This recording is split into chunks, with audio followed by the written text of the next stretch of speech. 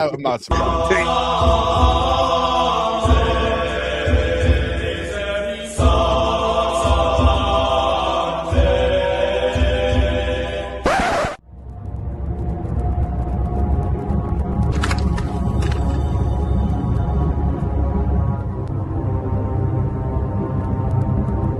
Shut it down. Sorry, Susan. I'm sorry. I didn't mean for this to happen. I swear I thought it was finished. I know. I messed it up. I'll fix it, please. Yeah, I'll do it. I'll do it right now. Just hold on. Okay. All right. Here we go. This is it. No.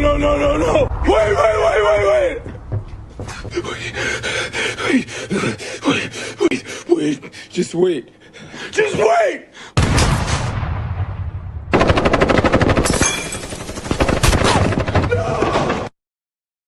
I can't. Taffy's out of his mind. Oh my God, dude, Taffy's getting so good at this. Taffy's out of his mind. So, we have to discuss something. Wow. I have to give a little backstory here. So Rob is away at his grandmother's funeral, and Rob does the thumbnails usually, and he's away at his grandmother's funeral, and I didn't want to bother Rob. So the kid that does the intro videos, I shot him a text, and I was like, "You think you could just throw a quick thumbnail together for me and do this for me?" Because I work construction all day, right? I'm out in construction all day. I literally came home, jumped in the shower, and then we came on. And so Taffy made the thumbnail for me. I actually thought it was Christine Harrington in the thumbnail because I don't know. All these old ladies look the same to me. And what happened was Mike got a text right before the show from Kyle saying that Katie Pajama Grady is threatening legal action for me using her image in my thumbnail.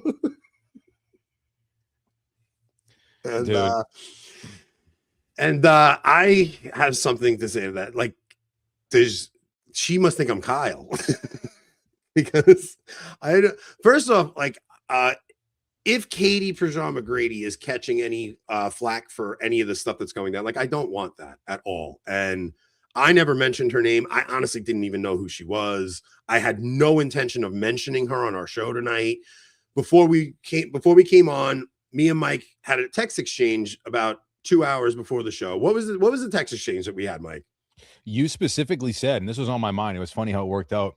You said, I don't want to kick Kyle while he's down. We just want to talk about just the general influence of feminism on the culture and how to change it, et cetera, with the explicit mention of not mentioning any of these people, not talking bad about them, just a general sort of narrative on the infiltration of feminism within the church and in the culture at large, et cetera. It's specifically, we talked about like 2 hours before. It's like, I don't even want Kyle to get any more crap. I did my initial video because, like, my philosophy for that was basically, I think whenever somebody says you must cancel this person, the person that cancels them, like, the repercussions need to be more severe than the actual cancellation so that people don't do the canceling anymore. Like, that's the general rule now. So when somebody gets canceled, the backlash from the canceling has to be so severe that somebody goes, yeah, I'd rather just deal with this person, pull their sponsorship, than deal with the backlash from everybody else.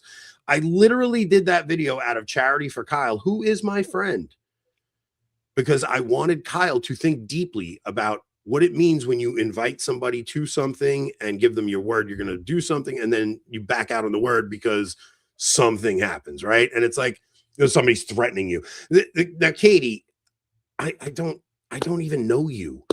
And if you're going to threaten me for using your image in a thumbnail, you're a public figure. There's no way you're suing me for using your image in my thumbnail. Have fun. I'd rather lose my home than let some tyrant woman tell me what to do, though. Like, honestly, it's not. And that's kind of the philosophy I think Kyle should have had. Like, I'm not going to let some woman dictate to me how I'm running my conference. So look, like I said, I don't want anybody going after Kyle. I don't want anybody going after Katie Pajama Grady. I don't want anybody doing any of that. What Mike and I have been discussing is we clearly need to set up an alternative ecosystem because we are not welcome in those spaces.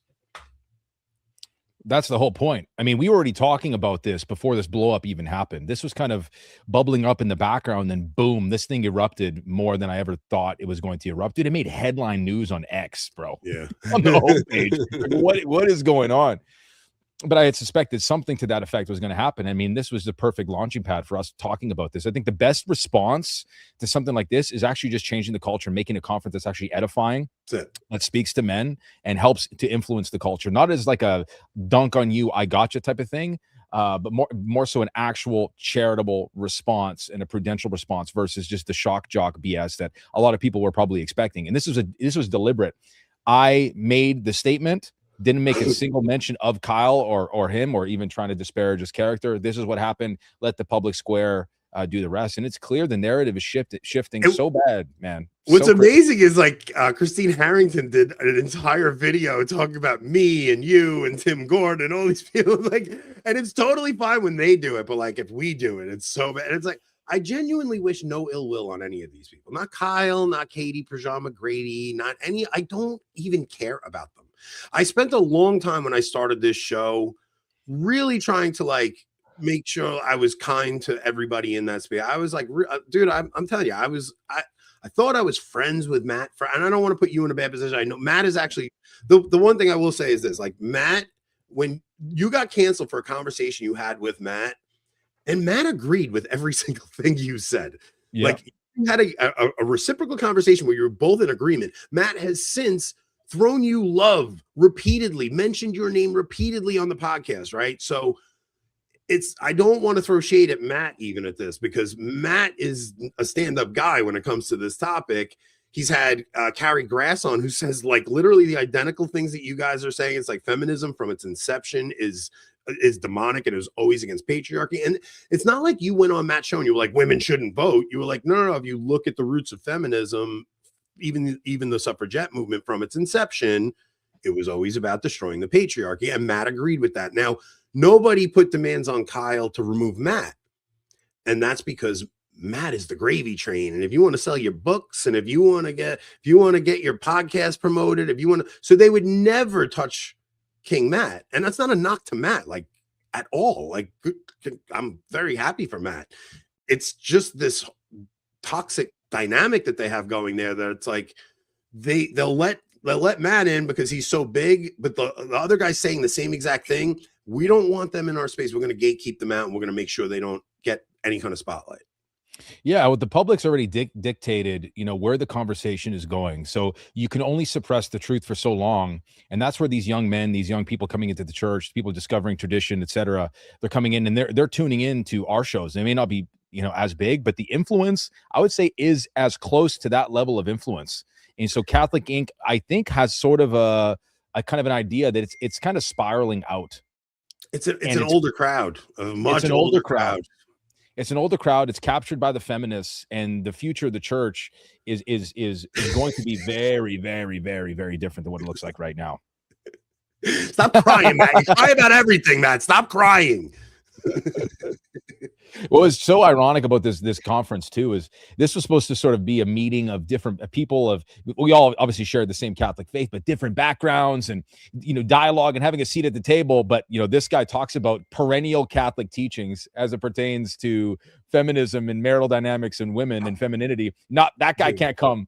Dude, are you serious? Read St. John Chrysostom.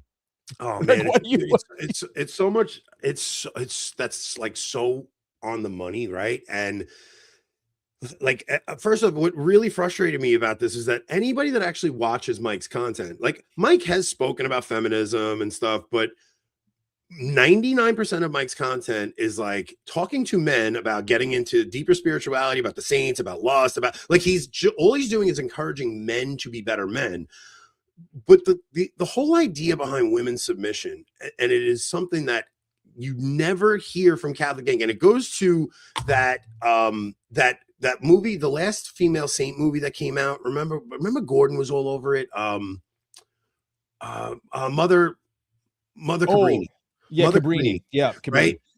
They presented Mother Cabrini not like that's not holiness for women, man. Like what when we're talking about obedience for women, we're not talking about like men, you have to be the boss of your wife because it's literally the path to heaven for women. It is actually, it is what holiness looks like. So it's not this dominant thing where you're trying to beat submission into your wife. It's like, wives, you submit to your husband because he's your head, and he submits to Christ. And if you both want to get to heaven, you both better play your role. And your role is to submit to your husband. So like having this docile spirit towards your husband is not because you're some cowering little, imp or something. I don't know what word I was looking for there, but it's not about that. It's about, if you want to, like, you have to emulate Our Lady and we have to emulate Christ. And that has a very specific pattern to it. And the everything that the culture is presented now is this girl boss activist. And when they presented Mother Cabrini was this like rebellious nun going against her hierarchy. And it's so diabolical because women today don't actually have a good role model of a saint presented to them by the church. I mean, we shouldn't be that surprised, though. This really is the sin of the fall happening over and over and over again. In men, you see the sin of effeminacy and irresponsibility and not calling these women out. And then in women, it's the sin of usurpation, and they lack fundamental docility. Fawaz, my man. It's like, look, I don't want this. It's not like a tough guy shtick that I'm doing. It's just even the way Kyle handled that whole thing. Like, I never want anyone to be hurt, right? And if Kyle has my phone number, if he would have called me and said, "Look, Katie has been catching a lot of crap since this whole thing went down. Would you mind changing her?" Like, I would have put Christine Harrington in it because she can't say anything. She's been throwing my face in thumbnails for weeks, I would have done that just out of respect for Katie, because Katie really had nothing to do with this. I don't think she was the one who demanded you get canceled or anything. But the idea that I would respond to a threat after just putting out a video telling Kyle never let women threaten you, like, Kyle, you live in hell. I'm not kidding. You think you're running a conference? You have a bunch of women telling you what to do. That is hell, dude. I don't know how you live in that world. And a lot of it is because it probably feels nice to be hanging out with guys like Scott Hahn and Matt Fradd and Trent Horn. And like, I'm sure that's an alluring thing. And this isn't a knock to those guys. Like, I literally learned so much from those guys. But who cares? Like, wouldn't you rather put a conference on with the purpose of your conference had such a good purpose? It was like, let's get these guys who all come from, because the Catholic Church is totally tribal right now, right? Mm-hmm. Like, I couldn't give a talk at Michael Matt's conference. I don't fit in with the crazy trads over there. I don't fit in with Catholic gang. I don't know where I fit in. So it's kind of just like, I'm in this space where I'm just a freaking construction worker and I don't know where I fit in. I just know I'm a Catholic dad and husband, and I'm doing the best I can to be that. And there's a lot of guys that kind of relate to me because I'm not a PhD and I'm just kind of a normal guy. So I don't know where I fit in with those guys, but I'm also not going to pretend I'm like them to fit in. I'm just going to be me. And if they don't like me, they don't like me. Well, that's the cost that comes with the truth. Ultimately, I don't care about cozying up with anybody. I just want to be in my little corner of the internet, helping the guys that I help, running the business that I do, and making the content that has been helpful to a ton of people. Man, what's at its inception, when Kyle was explaining to me why Katie was going to be the main, speaker and everything. And by the way, I totally agree with you. Because he told me there was being threats and stuff being thrown her way. Dude, you and I, of course, we in a total agreement that we completely disavow that. Are you kidding me, dude? I would never. Like, I'm telling you guys, don't do that. Like this, she's just some lady. Like this, don't go after her. She's just some lady. And she, honestly, like, you look through her tweets, and she's just like, it's just meaningless drivel. Like, it's just nothing. Like, who cares? And it's funny because she tweeted out my thumbnail and she's like, "These guys just make me laugh." No, we don't just make you laugh. You're threatening to sue me. Like, just stop. But who cares? Honestly, it really is clear. The JQ is not the biggest, most controversial topic. It's the woman question. It's the woman question. Nobody 100%. Wants to touch the woman question. Mm-hmm. Nobody does. And the few that do, we get put on like Rad Trad Island when we're literally just quoting the saints and 20th century popes and, sacred scripture and tradition. It's like what Joshua Charles said. If they're offended by what Mike Pantile has to say, just wait till they read the fathers. I can pull up 5 quotes right now that make you blush. And the fathers were concerned with women getting to heaven. That's the point. Like, it's not, I can't stress this enough, because it's, whenever I hear a guy like in those circles defend first wave feminism or defend women having leadership roles, I'm just like, man, you actually are the devil, dude. Like, you're poisoning these women. It's the most dangerous thing in the world, because they take these roles and then they usurp their husband's authority, and it just leads to this toxic dynamic in the home. And it's not, and it's bad for the soul. Like, essentially, that's what this comes down to.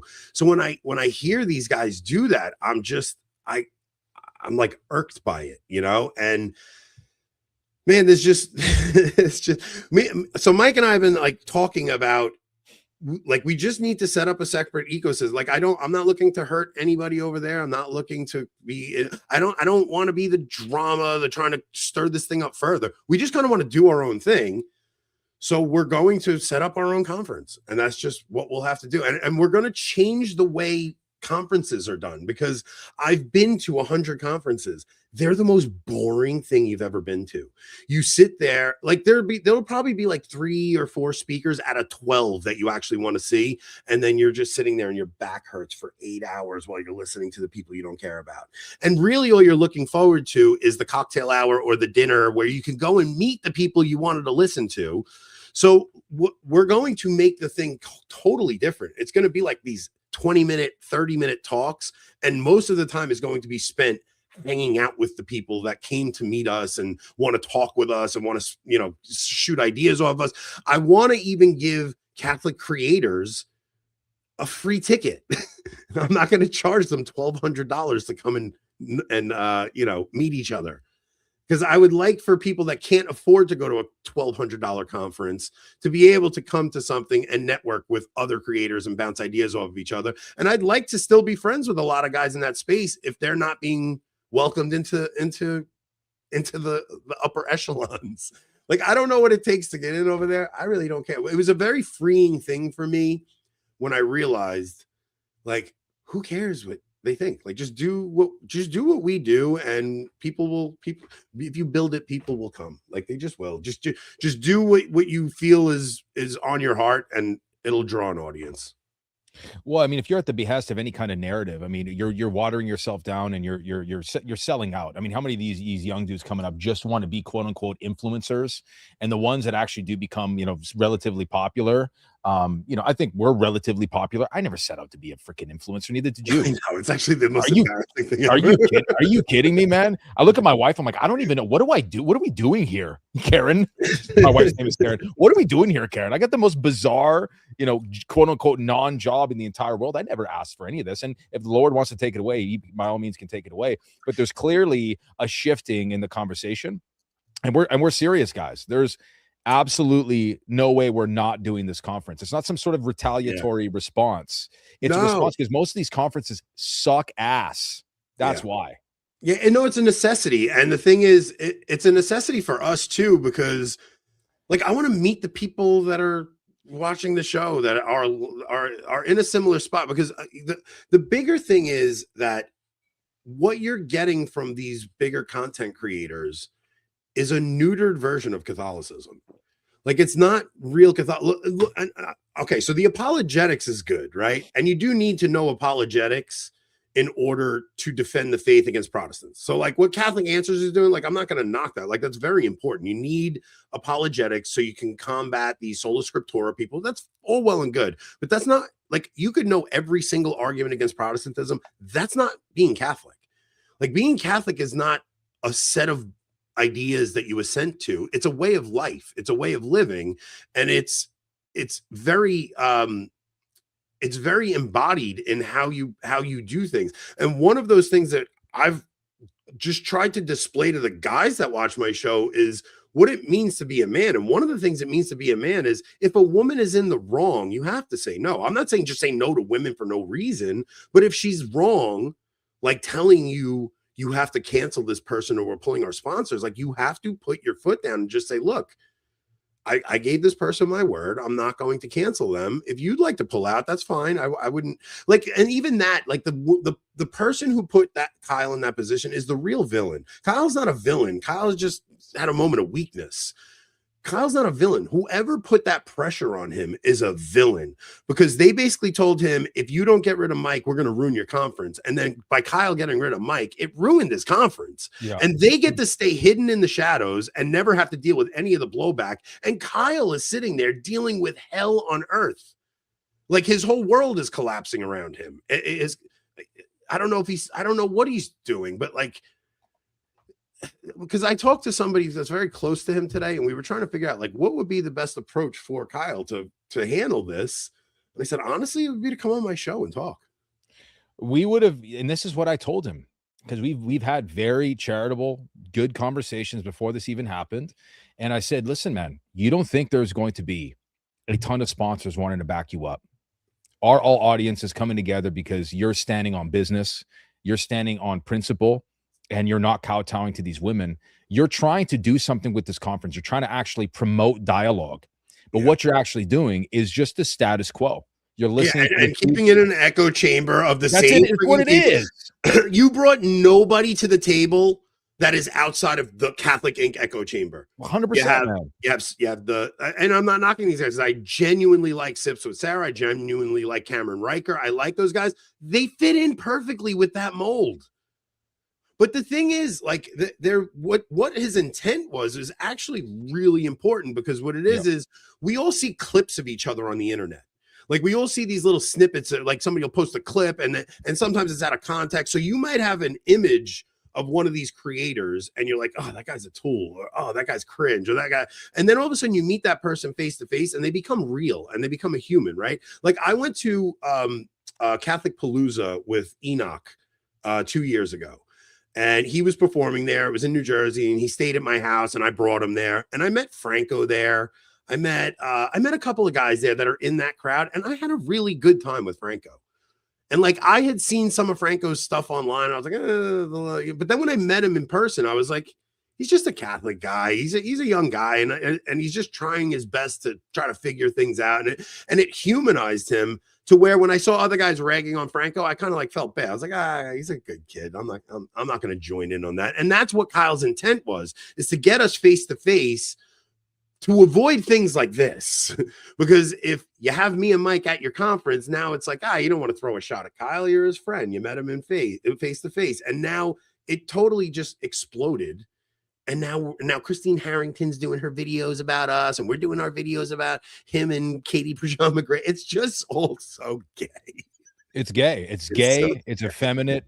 It's absolutely weak. You know, these people are not interested in dialogue. I'd sit down with any of them. Let's have a conversation. They're not interested in dialogue. They're interested in controlling the dialogue.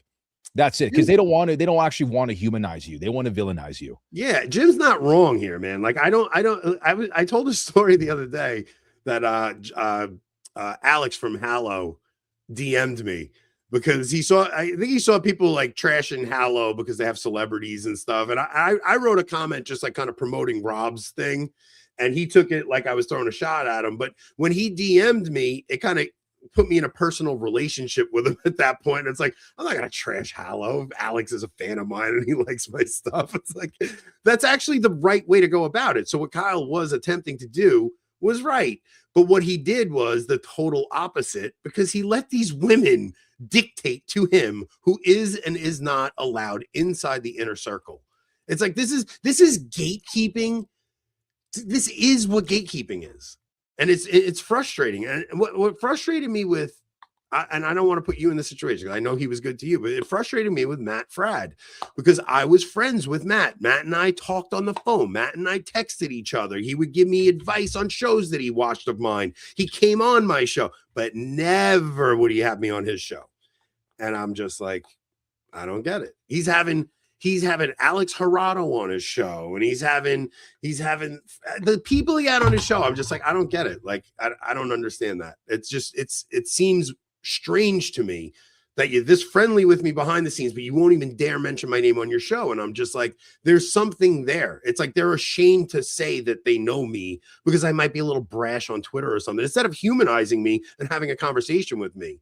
And it that put the initial bad taste in my mouth. And when that happened, I was just like, good, whatever. They're too good for me. That's fine. You guys can't hang out with the riffraff. Cool.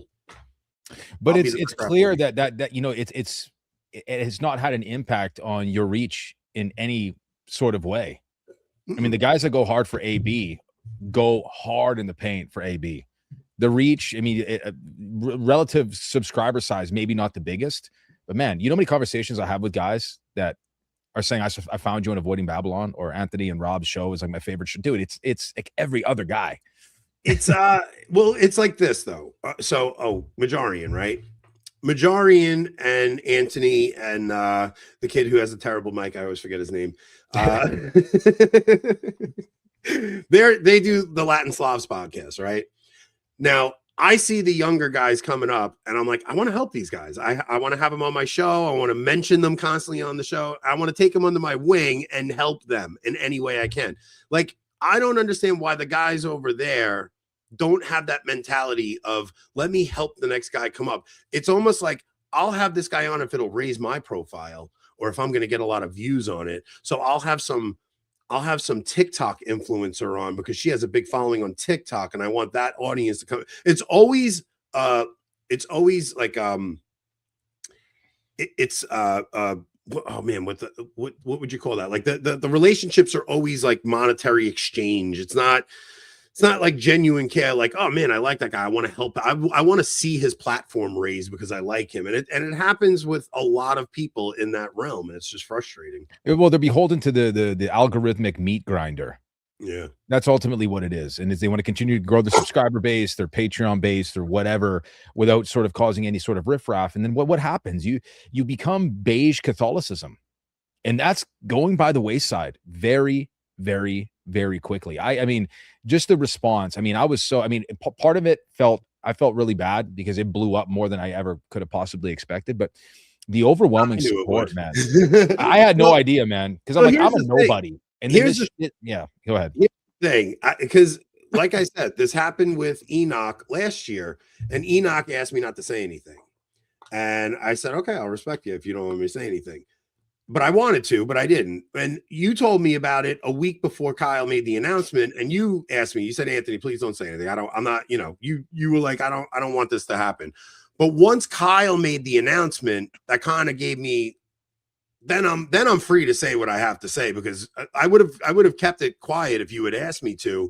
But once Kyle made the announcement, it's like, okay, now this needs to be addressed because it's a public thing now. And it just sat so wrong with me the way he handled that. I got canceled from a conference in North Carolina last year, the North Carolina Men's Conference, and I got canceled because I had somebody who was like obsessed with me sending tons of emails to the bishop directly, to the parish secretary. So it put them in such a bad position. It wasn't their fault. Like, the men's conference had nothing to do with it, and they were like, look, we have to take you off the promotional materials just because we're catching so much grief. And I said, listen, why don't you do this? I will still promote it to my audience, and I will help you sell this thing out, and still bring me down, and I just won't give a talk. And it's like, we worked it out like men, and I was still paid to go, and I didn't have any desire to hurt them. And it's like, that's kind of how relationships should work. It could have been handled in such a different way, where Kyle could have spoken to the sponsor that was threatening this, and he could have said, look, what if we make sure that Mike Pantile and your product is never in the same image? So this way here, there's no confusion to make it look like you're promoting him, but let me at least still honor the contract that I offered him. Like, there's no way that to be fair, the initial conversation was, well, we'll still have you come down. I'm like, no. Yeah, okay. I'm not coming down. I'm not coming down. Yeah. No, yeah. If you're gonna neuter me and chop me off at the legs and I can't speak with Keith on masculinity, you want to have me there as some sort of like, it's okay, just come here, nice gesture. Dude, no way. Yeah. Bro, I'm walking right away, dude. Stand on business or don't. I'm not going to show up. It's not like because I'm anybody. I don't blame you. The reason why I think I made that agreement with the men's conference is because it was a guy obsessed with me that was going. Like, it was a very different situation, where this is what happened with you was just some women thought they like, dude, the audacity of these women to demand he ruin his conference is so preposterous to me. It's like, I feel bad for Kyle that he caved. Like, because he would have never, you don't know the freedom there you would have had, Kyle, if you would have said, even if you take the venue away, I'll move it somewhere else. I'll go rent the Knights of Columbus and we'll still do this thing. Like, but I'm not going to betray my friend who I told I was doing it with, because I would have put the money in personally for whatever that sponsor pulled out. Like, and not just that, I would have got I would have got knickknacks.com. knickknack.com. Use code AB25% for your first purchase. I would have gotten them to sponsor the event. I would have gotten shoplobster.com to sponsor the event. Like, I'm sure we could have got Reckies and Sellers to sponsor, but the point is, we could have gotten a dozen people to fill in that gaping hole that was left by the sponsor that decided to pull out. And courage inspires people. So if you have the courage to stand by the guy, all you're gonna do is you're gonna make people want to go to your conference. You would have the thing sold out. The VIP would have been sold out, everything. And I want to say this with a degree of sympathy too, because I know what it's like.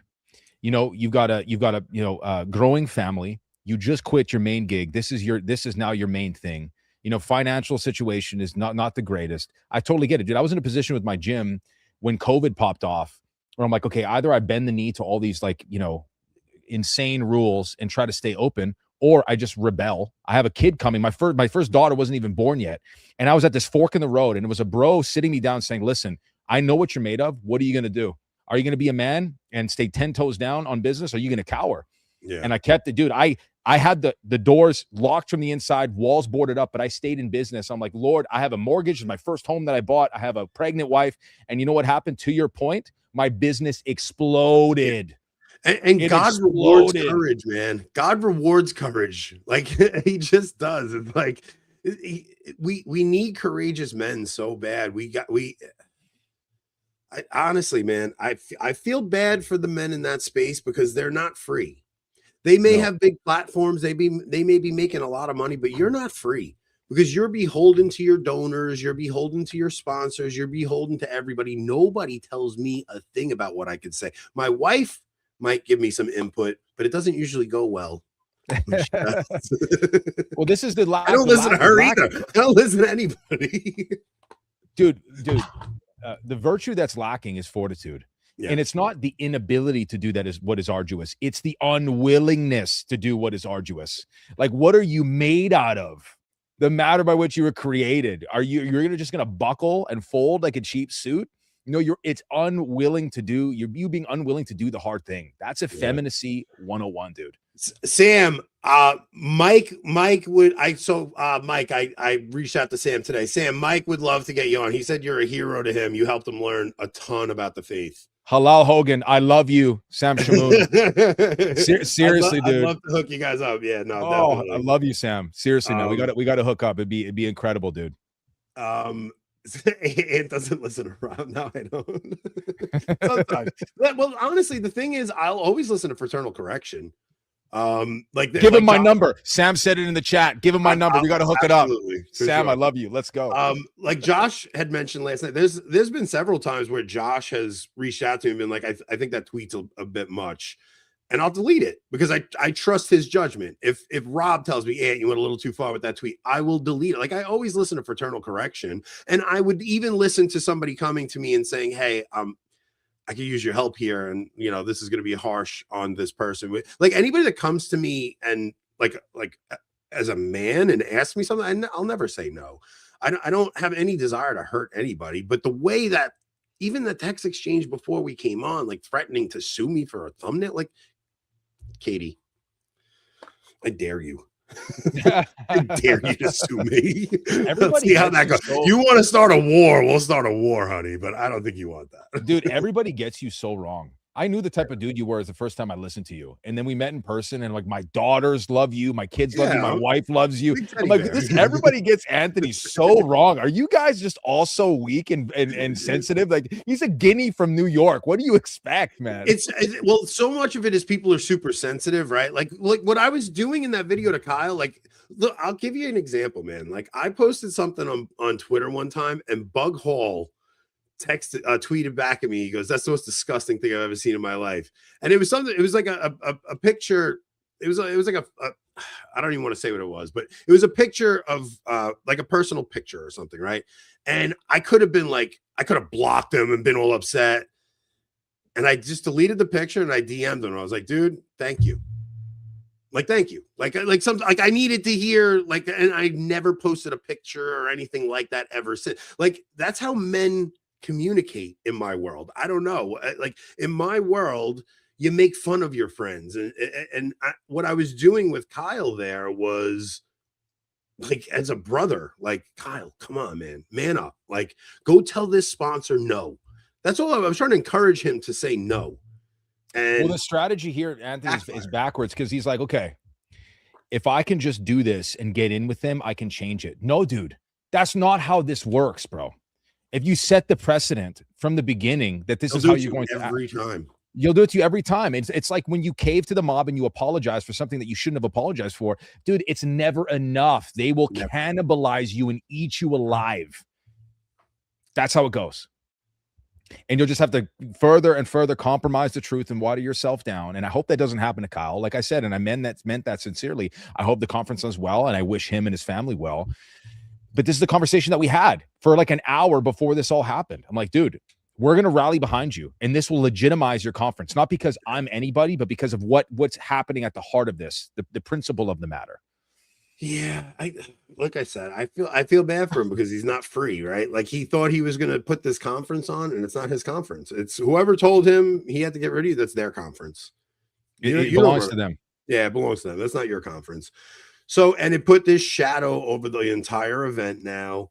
And it's sad because it was a good idea, man. Like it really was. It was a good idea to get people talking who don't normally talk, put people in a room together. I mean, last conference he got Christian Wagner, excuse me. You got Christian Wagner and Amber in the same room, right?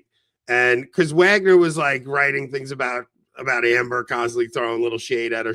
And then once they meet in a room together, now he meets her husband. Now Christian's disarmed. He's not going to go and make fun of the wife of the guy he just had a good time with.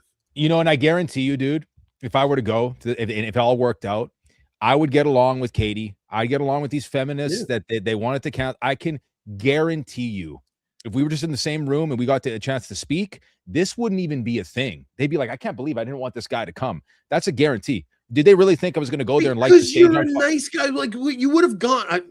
They think that you would have gone and like given a talk about how women shouldn't vote. It's like it's so dumb. We know, like we're not when nobody's getting rid of the 19th Amendment. It's a ridiculous conversation, to be honest. Yeah. It's like it's not going anywhere. Women vote. I don't know.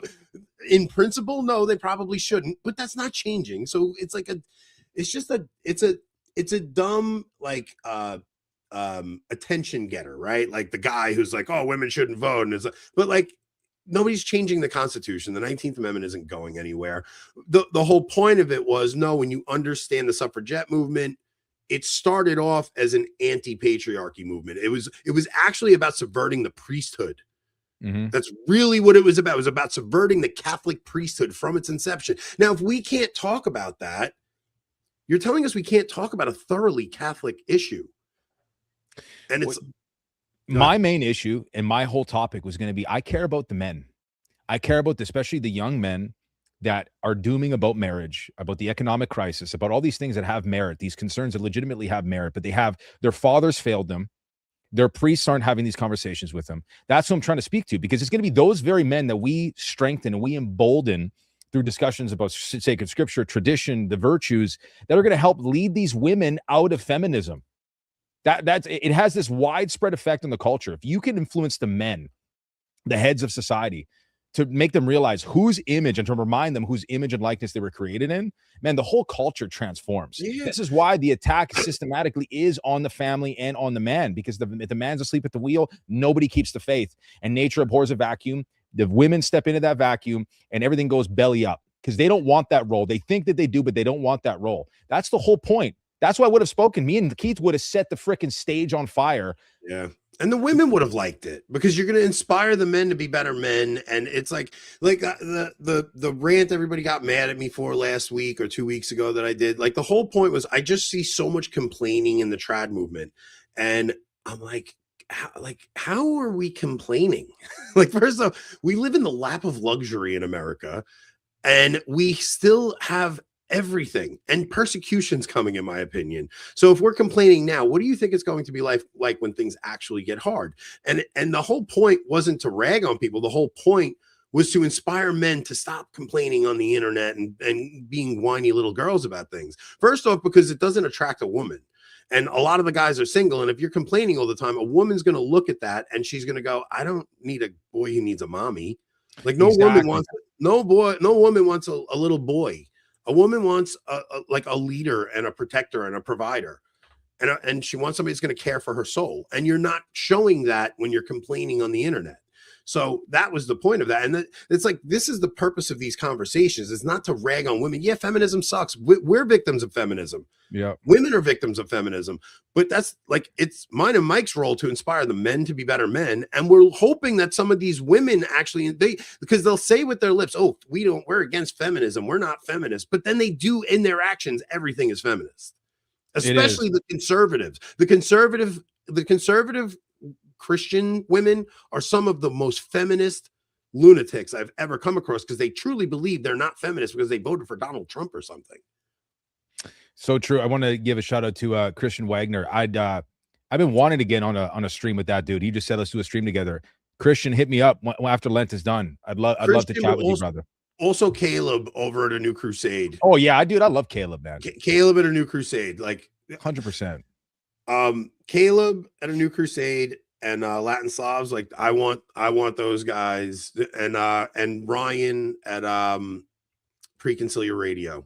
Oh, dude, like those are my boys. I want to see them do as well as possible. Like I want to help the next generation of guys trying to do. It's not easy to people think it's easy to do podcasts, man. It's not. It's really not. It's hard to grow an audience. It's hard to get other people to decide they're going to spend their time with you and stuff. But how quick they're people are quick to judge my character. It's like, do people not realize that like through patriarchy, I brought my wife and my entire family into the fold of the Catholic Church and how much it's transformed our lives? Have they listened to my content where there's not a single thing that I haven't mentioned about the brokenness of my life?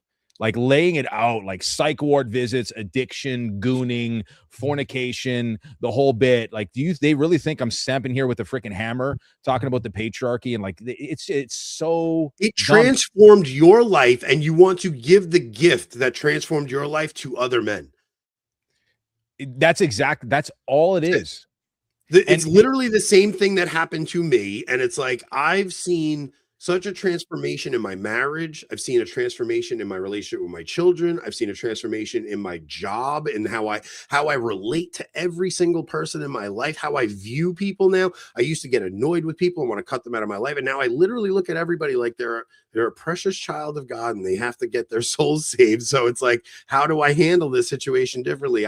It makes a boy go to a man and become a father to everyone around him, not just his wife and children, but all the people in his orbit. He wants to become a father to because he cares for them. And that's really the essence of patriarchy, is having a father's heart and caring for the souls that are in your care. Dude, because your authority, the authority that flows from your office as father and husband isn't for you. It's like these women are being, a lot of them are being intentionally obstinate about this and not willing to listen to it. But we really talk about patriarchy. It's not about us ruling the roost. It's about, like, we are the sacrifice of the household. Yeah. And this, look, the men who push mutual submission, like, you don't realize what you're saying. You are actually denying your own authority to go. Like, if you had any idea the responsibility you have as a man, like the authority and the responsibility that God is putting in you as a man, you are literally the emblem of God the Father of everyone in your life. If you start saying you agree with mutual submission, what you are saying is, I'm not going to take responsibility for my wife's soul. I'm going to let her have responsibility for my soul instead. Not that your wife doesn't have, because you do have responsibility for one another's souls and that you both get one another to heaven. But you, as the man in the home, are actually going to face a judgment for if your wife and children do not get to heaven. And if I am trying. Yeah, if you start saying mutual submission, like you're rejecting your authority and role, and you will be held to account for that. What we're trying to do is unburden our wives. That's the process. If you believe in mutual submission, you are burdening your wife and your children unnecessarily, and you will have to make an account for that.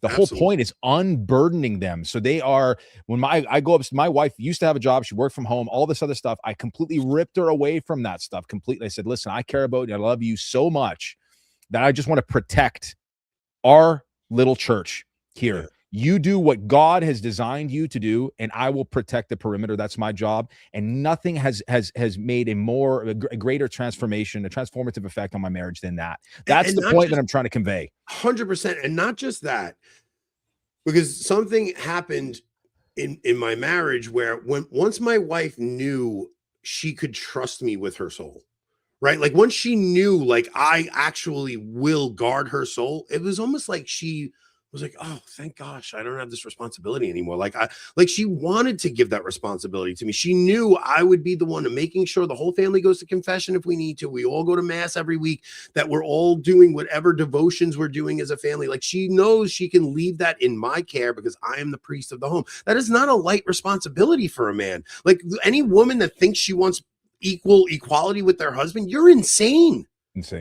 You're absolutely insane. You do not know the responsibility that we will be held to account for. It's not a light task that God has given men. And the thing is, like most men today, you go through life and you're expected to just do so many things. You are, as a man, like you're expected to keep the finances together. You're expected to keep the home in order. You're expected to keep everything together. And you have to do that without burdening anybody else with the stress that's on you, right? Like there's so many times I was so stressed out about financial things. I never burdened my wife with it because I wanted her to be free to do what she needed to do in the home. I never lied to her. She always knew everything that was going on, but it was always my burden to carry.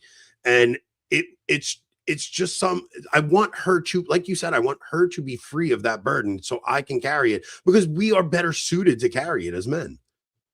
That's exactly right. I mean, it reminds me, I think the true moment, the pivotal moment in my marriage is when we were gonna get our marriage convalidated. And I was like, we're not, me and you right now in the eyes of the Lord are brother and sister. I love you so much that I'm barely even going to look at you until we have this sacrament, because that's how much I care for your soul and the example that I'm setting for our daughters. Like this, there's nothing that made your wife look at you in more like admiration than that. I guarantee it. That was the thing, dude. She started OCIA like 2 months later, man. That's exactly what happened. And then I brought her to the Latin Mass, and that moment when we were kneeling and she was receiving the blessing of mothers when our son was baptized in the traditional rite, and she was just weeping, weeping. And she'll say it almost daily, weekly, like, this changed my life. We go to the Latin Mass. We're Catholic now. I thought you were insane at first, but nothing. This has been the greatest thing that we've ever done. I can't believe we've done this together. Like, praise be to God. I mean, dude, enough said. Mic drop. And it's just like, if you presented this message to that conference, like the women there that didn't want you there would have been happy to hear this. Like, it's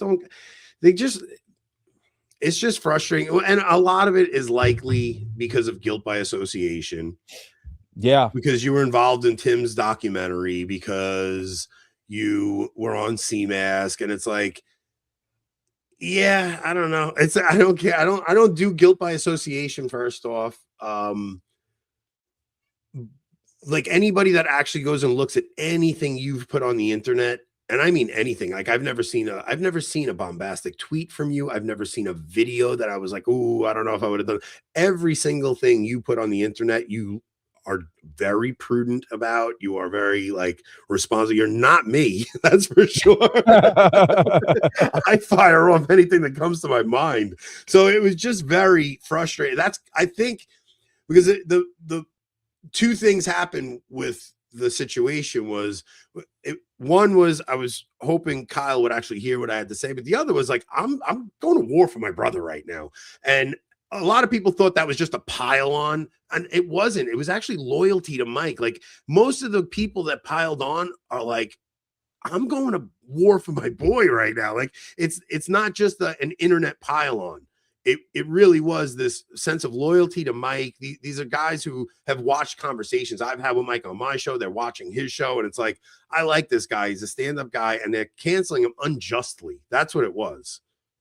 And that's exactly why I came out with the statement. I said, injustice. I can't, withhold the truth from people and then let that statement go out where, yeah, he's a man of upstanding character, but he's been uninvited with no context. Like, if we're going to do that, just stand on business if you're doing that too, man.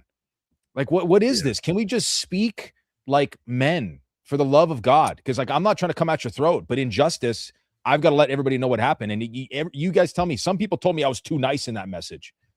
It's like, it's kind of crazy because it's like girls ruin everything.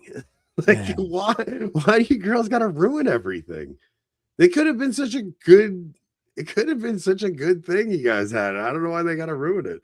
And if they watched What a Woman Is, what was I talking about? That was the same day my daughters got baptized. The end credits are me holding my little girls walking out of the church. And you heard a thing that I said. There was not a single inflammatory thing said about women. It was all about protecting them, because that's what ultimately it is. Rule by fathers. It's the means by which a man protects his family.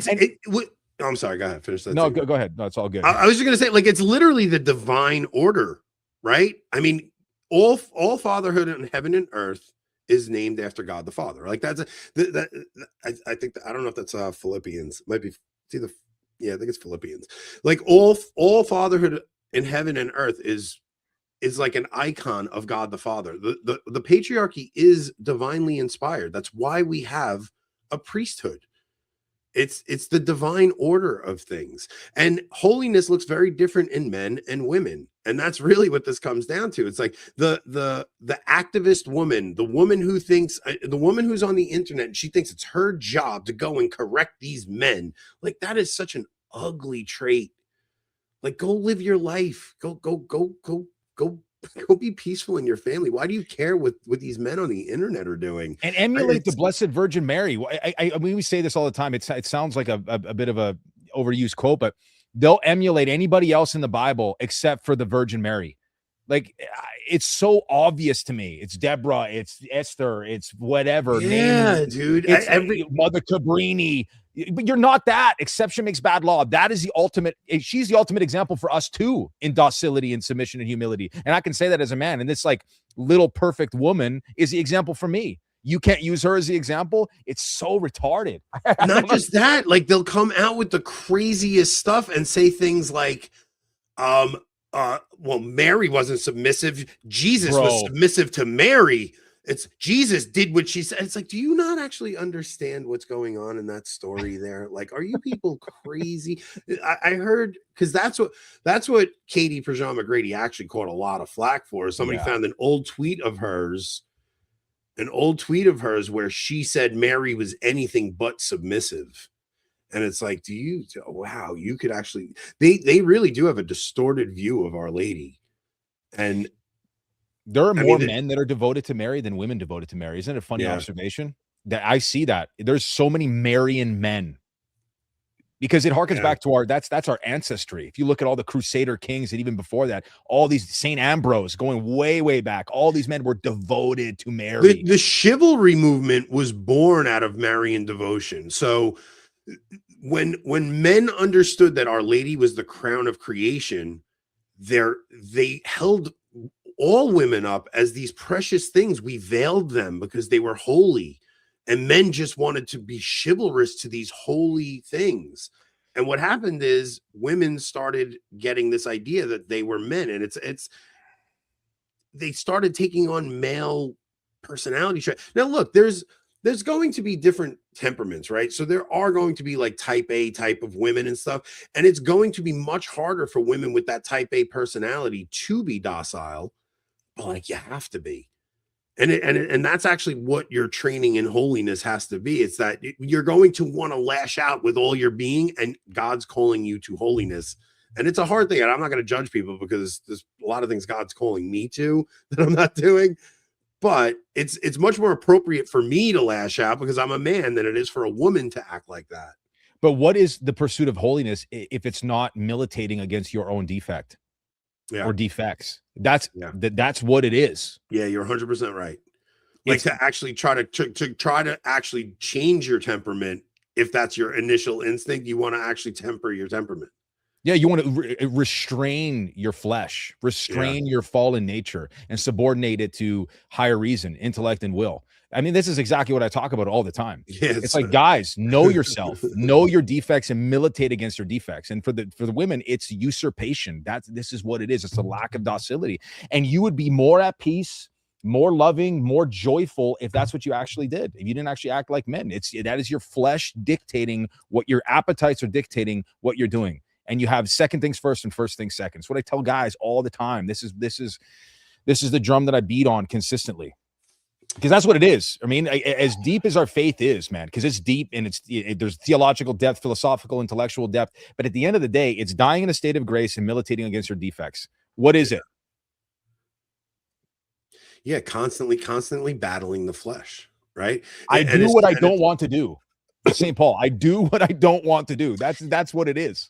Yeah, and we're not Protestants. So it's not just like, oh, I believe this thing, and when I mess up, I just go to confession. It's like, no, we have to actually work on these things. And as you root these things out of your life, you start to see other areas blossom.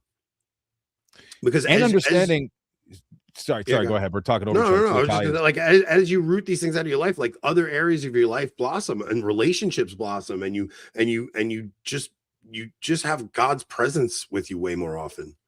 And understanding too the double consequence of sin is temporal and spiritual. Yeah, okay, the guilt is forgiven in confession, but you guys forget, like, every time you commit a sin, I mean, if you're not practicing penance, this is what Fatima said, penance, man.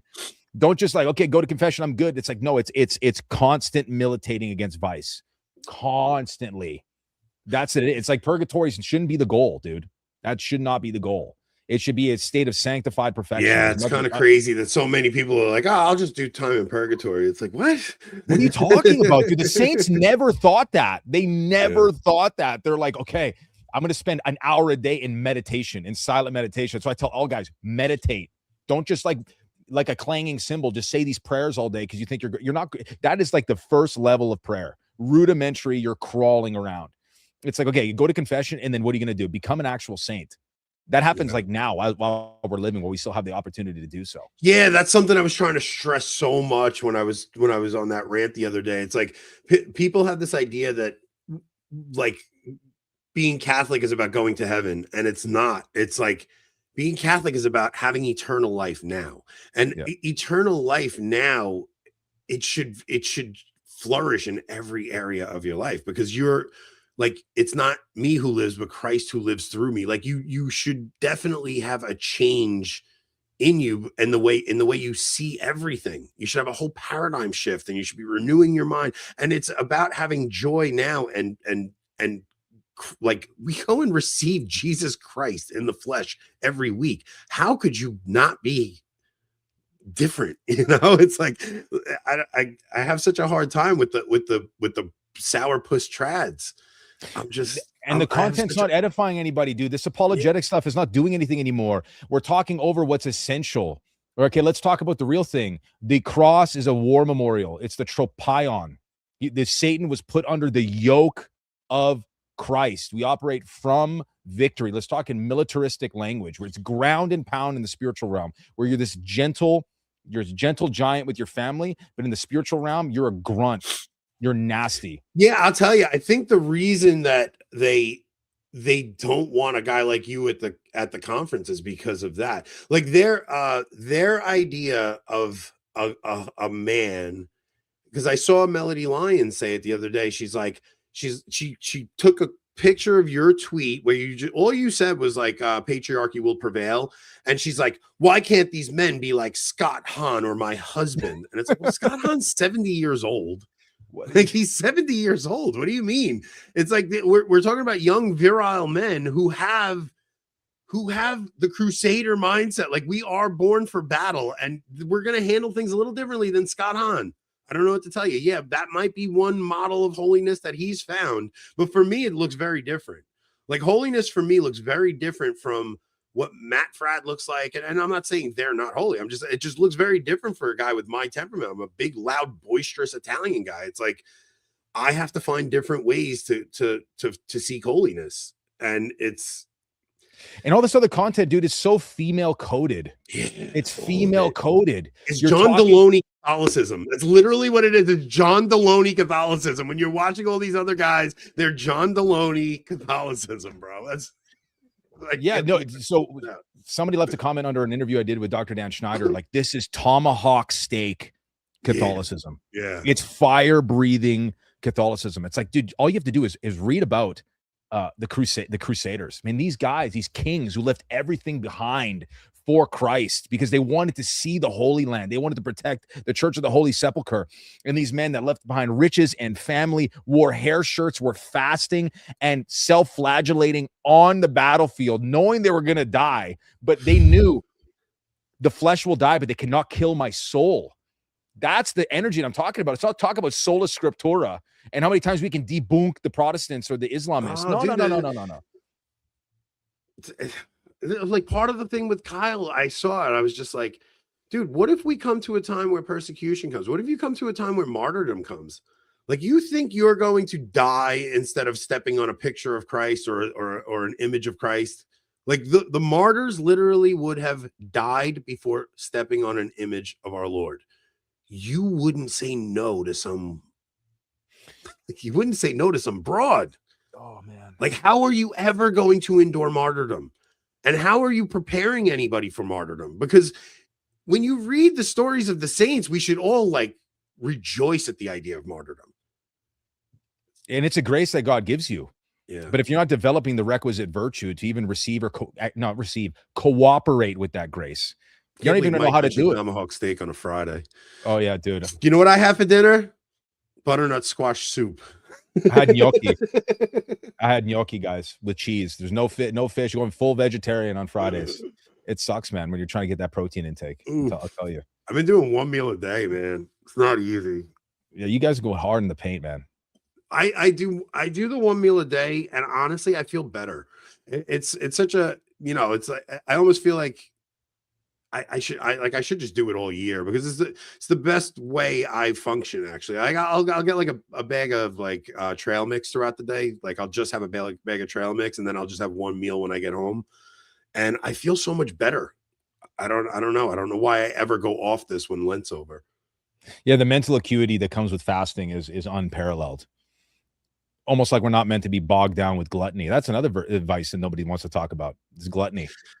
But gluttony isn't just eating, right? I watched your video actually, and I loved it, man. Me and Nicole both watched it, and because especially during the holidays, I get very gluttonous with a lot of things. It's not just the eating. The eating is definitely one of them, but it's just like we're constantly at parties and seeing family, and I'm drinking too much, and I'm overindulging in the sweets, and I'm overindulging in it's just overindulgence in every area, from Christmas right through New Year's, that really Thanksgiving. And I'm never good at fasting during Advent. I know I'm supposed to. It's just gluttony from Thanksgiving right through to New Year's. And by the time Lent comes around, I'm just like, thank God Lent is here, because like, I don't drink during Lent. I eat once a day during Lent, and I feel so much better when I do it. I don't know why I don't. Well, your actual appetite really helps. It really does dictate your spiritual life. Anytime I go on vacation, I'm visiting family back home, and we're eating all this Italian food, you don't want to pray. You feel this like grayness kind of come on, and the sloth really kicks in. If you're disciplined, you kind of fight through it, but nothing makes me want to pray more than just depriving myself of that necessity of food. I mean, that's the whole thing, man. Yeah, the belly is the root of everything, man. If you're struggling with any particular vice, fast. Fasting is actually the route to conquering lust, the route to conquering anger, the route to conquering everything. Well, C.S. Lewis said, he had a great quote that the head must rule the belly through the chest. And it's absolutely, it's so good. It's so good. It's really subordinating the appetites, right? I mean, that's totally been lost on us completely. We're all just a bunch of, Father Rehill texted me the other day. He's like, it's not just Catholics that struggle with this. He goes, I'm at JFK airport and everybody's just stuffing themselves. Like, what's wrong with people? it's our culture, man. We're all so overweight and obese, and we're just such a mess. I'm telling you, Lent is the greatest gift God gave to, like, the liturgical calendar is one of the greatest gifts that the church has brought to the world. It just is to like have that season of penance for that period. It's almost like the church just knows that you need that time of reflection and penance and fasting. It's such the genius of the church and the way it developed is just, it's amazing. Well, it's my favorite liturgical season by far. That, Raymond Ibrahim, the guy that wrote all those books about the Crusades, he's an Orthodox, but he makes a great point. Most Christians have become materialists. Everything's about the material. Everything's about the flesh, or it's about actual, just like the giving of money. It's not about anything eternal. It's all about the temporal. So there's total forgetfulness about the interior life, about fasting, about the actual, this is what the Crusader guys all got right, is that they knew they could kill my flesh, but they cannot kill my soul. Therefore, I need to subdue my flesh to my soul. Or it's just become so materialistic. And in that materialistic sort of worldview that we've sort of adopted, we've lost our edge completely. Yeah, dude. I mean, you look in the ancient world and they actually scourge their flesh. And we look on that now like it's archaic, but the purpose was to subdue it. Mm-hmm. And they would scourge their flesh because it would help them with all their other vices. Margot says, my goal is to sleep on the concrete and eat bread only. No bread, no carbs, Margot. No celery. Food. Yeah, celery. You could have celery. That's it. Sleep on the concrete and just celery. All right. I think we're going to wrap this one up because I don't want to stay too long. I don't want to do a 2-hour show. Mike and I are going to start discussing planning for this conference. We're going to look to put it somewhere in the middle of the country, north Midwest area, so that anybody from Canada wants to come, they'll be able to come. And anywhere you are in the country, we'll pick somewhere with an international airport, and we'll pick a hotel right next to it so you don't have to rent cars. We're going to try and make it as inexpensive as possible. I know, like, Michael Matt's conference is something like $400. We're not going to be anywhere near that. We're going to try and keep it affordable for everybody. And we want to make it special. Like, I want it to be very different from every other conference everybody's ever been to. So we got a lot of planning ahead of us, and we're going to try and do it soon. We're going to see if we can get it done this summer. So I hope you guys, I think Chicago's a good spot too.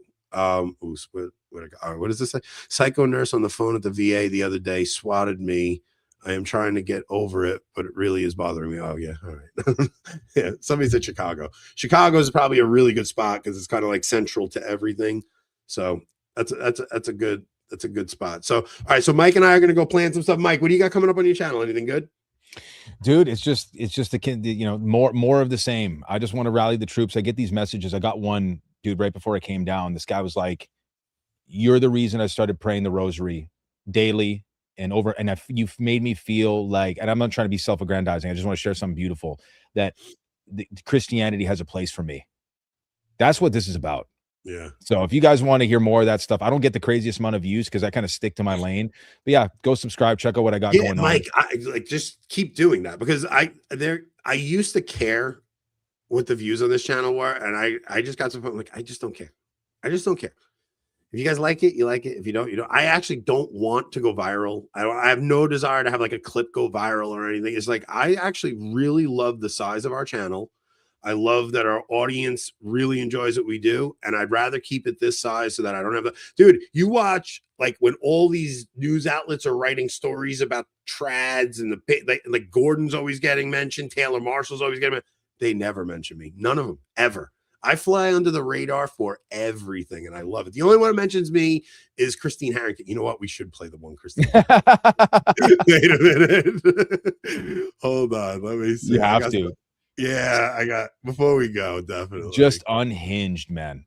This woman is amazing. She's my new favorite podcaster, I have to say. She's incredible. She saw the Blessed Virgin Mary twice. I called her. I call her the clairvoyant real estate agent, formerly of Church Militant. She's such a kook, that lady. Holy cow! All right, let me see what we got. I sent the videos to you, right? Yeah. In our in DMs on X, yeah. All right, hang on. I gotta add. I'm so bad at this. Rob's so much better at this. Dude, StreamYard is so easy, bro. Come on. No, it is. But like on my computer, if I don't have the other screen open, which would make this much easier. Yo, I'll go on Latin Slavs for a little bit. I would say you should have us both on together. It'd be a blast. Do it. Oh, they're not loading. Are you kidding me? This stupid desktop version of DMs on Twitter is horrible. Wasn't it bizarre? She was like, me, Anthony and Matt Fradd and Michael have this ecosystem where they share these ideas and they have these common ideas. I can play the audio from my phone. They're so funny, man. Like, wait, that's what I'll do. I'll just play the audio from my phone. This way, her facial expressions are hilarious. You really do need them. Why are they not loading? They're just not loading. It's really annoying. Yeah, you're showing your boomer side, brother, right now. That's what you're showing. No, I'm telling you, it's X chats. Like I would normally share it from X chats, and they're loading on my phone, but not on the desktop. The desktop DMs are so bad, but this one drove her nuts. Well, can I play devil's advocate for a minute? Yeah, go right ahead. Because Anthony from Avoiding Babylon posted a video that I actually agreed with a lot of what he said. I mean, when Pantile did that video in October 2024, everyone knows what his views are. So I think it's kind of disingenuous for a sponsor to then be offended that he's at this conference. I think if you want to pull your money, you have every right to pull your money and voice your opinion. But I don't know that he should have been canceled from it. Let him talk. If you're really going to, Shout out to Nicole, Christine Harrington's producer. Yeah, that was her producer, guys, not Christine Harrington herself. That was not Christine Harrington. That was her producer. And I think that was kind of my point. Kyle did just text me, by the way. Oh, did he? Kyle just texted me. Kyle, you want to come on? You want to come on, Kyle? I'd be down for that. Why not? I would too if he wants to come on. Wait, this one's great. Wait. Okay, ready? That was all over social media today. Pantile, Fradd, and Avoiding Babylon are not isolated voices, and we're going to get into all of this. They are part of the connected media ecosystem where these views are normalized and amplified. Avoiding Babylon hosted both Tim Gordon and Mike Pantile together for an episode called What a Woman Is, which is in Tim Gordon's 2019 book. It's rooted in the documentary. They were both in the documentary, and I love my friends, and I'm going to help them promote their documentary. Long live the patriarchy, boys. Yes. The era of the patriarchy has returned. There's nothing they can do to stop it. Yeah, that voice is a bit much, man. Oh my gosh. I don't know how anybody watches her, but yeah, that episode in particular was one of the most entertaining episodes I've ever seen in my life. Yeah, Keith sent it to me. I'm like, dude, I lasted like 2 seconds. He's like, that's I watched the whole thing. I started off, it was very grating, and then I was just like, this is amazing. Like she is off her rocker, that woman. She's amazing. So all right, we're gonna wrap this one up, guys. If Kyle, if you are listening, I will definitely give you I'm gonna call Kyle tomorrow when I'm a little better rested, because I had a rough night's sleep last night, and Josh kept me on here till 11 p.m. and I woke up at 4. So I'll give Kyle a ring tomorrow when I'm a little more refreshed and everything's a little settled. So all right, go subscribe to Mike's YouTube channel. It's just Mike Pantile, right? Correct. Mike Pantile, everywhere you can find me. Yeah, and you're big on Instagram too, right? I got like almost 80,000 there. Wow. Yeah, it's weird. It's very weird. But the women on that platform, dude, when all this stuff popped off, I got more messages from women than I did men. They go hard. There's some good women out there. Oh, we do have super chats. I don't want to blow up the super chats. More people know about this conference as the one that canceled Mike than ever would have known about it otherwise. It's true. Woman question is so important. When St. John Paul II said that Satan's last battle will be against marriage and the family, he wasn't referring to gay marriage. He was referring to divorce, submission, patriarchy, relations between husbands and wives. Like, right. He was referring to Catholic marriages. Mm-hmm. Right. So it's not like everybody does think like that. They're like, oh, marriage and the family, look what they're doing to marriage. No, like Satan is trying to rip apart Catholic marriages. And I experienced that in my own marriage when me and my wife went through that difficult period. And it was through the things me and Mike talked about tonight that saved not just my marriage, but like my family. I once got canceled by friends for posting an Elliot Hulse video in a group chat. It was about how to be a chaste man, but good riddance, honestly. Long live the patriarchy. Elliot Hulse is a G. I love that guy. Shout out to Elliot. Pray to Blessed Charles the Good Crusader, revive his cultists, miracles waiting to happen. And then just Tony saying thank you for the stream. All right, yeah, guys, we appreciate everybody. Thank you guys all so much for tuning in. Yes, Kyle, absolutely. I consider you my friend still, so I will absolutely call you. Katie Pajama McGrady, if you're still watching, I wish you nothing but the best. I genuinely don't want anybody to come after you. Christine Harrington, I want to pick fights with you because I want you to do another stream about me because you are funny. And tell your producer Nicole she's awesome. All right, guys, we'll see you. We'll see you guys next time. God bless you guys.